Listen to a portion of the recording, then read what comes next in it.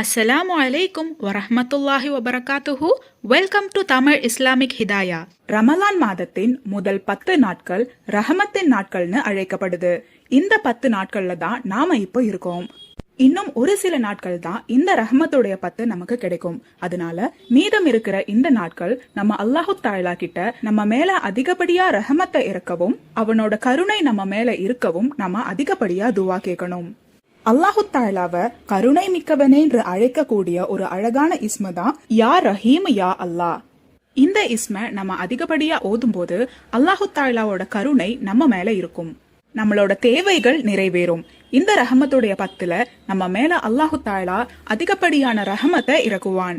உங்க வாழ்க்கையில ரஹமத் அதிகமாகவும் உங்க தேவைகள் அனைத்தும் அல்லாஹு தஆலா நிறைவேற்றி தரவும் இந்த ஒரு இஸ்ம யா அல்லாஹு யா ரஹீமோ, யா அல்லாஹு யா ரஹீமோ இப்படி 258 முறை ஓதி பின்பு அல்லாஹு தஆலா கிட்ட துவா கேட்டீங்கன்னா அல்லாஹு தஆலா நிச்சயமா உங்க தேவை எதுவோ அதை உடனே உங்களுக்கு கொடுப்பான்.